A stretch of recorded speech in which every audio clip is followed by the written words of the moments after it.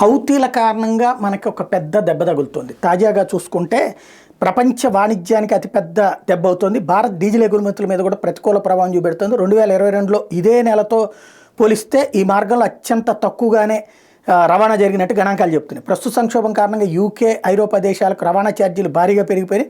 మరోవైపు రిఫైనరీల నిర్వహణ ఖర్చులు కూడా ఎక్కువ కావడంతో పశ్చిమ దేశాలకు సరఫరా కంటే తూర్పు దేశాలకు విక్రయించడం ఆర్థికంగా కొంత లాభదాయకంగా మారింది.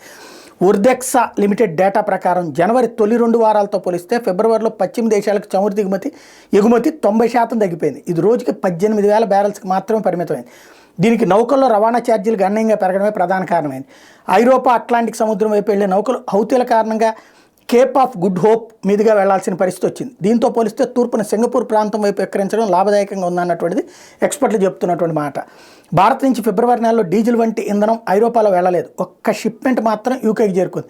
ఇటీవలే మార్లిన్ సిసిలీ, మార్లిన్ లా ప్లాటా నౌకలు భారత్లో ఇంధనం నింపుకుని రోటర్డామ్ వైపు బయలుదేరింది. మరోవైపు బంగ్లాదేశ్, సౌదీ అరేబియా వంటి దేశాలకు భారత్ డీజిల్ ఎగుమతులు పెరిగినట్టు ఓటెక్సా డేటా చెప్తుంది. బ్రిటను, ఐరోపా దేశాలతో పాటు భారత్ చేసే 80% వాణిజ్యం ఎర్ర సముద్రం గుండానే ప్రయాణించాల్సి ఉంటుంది. రష్యా నుండి భారత్కు వచ్చే ముడి చమురు కూడా రూట్ మారిస్తే ఖర్చు పెరుగుతుందని ప్రభుత్వం లెక్కలు కడుతోంది. హౌతీల మీద దాడులు చేసేందుకు అమెరికా చేపట్టిన సైనిక సంకీర్ణంలో చేరకుండా భారత్ సొంతగానే మన సైన్యాన్ని అక్కడ మోహరించాం. కానీ మన షిప్స్ కూడా మన 2 దెబ్బతిన్నాయి. ఇప్పుడు వాస్తవంగా దీని ఇంపాక్ట్ మన ఆర్థిక వ్యవస్థ మీద పడుతోంది. ఇది ధరల పెరుగుదలకి కారణం అవుతుంది. దాన్ని కంట్రోల్ చేసే ప్రయత్నం ఇప్పుడు చేసుకొస్తున్నారు.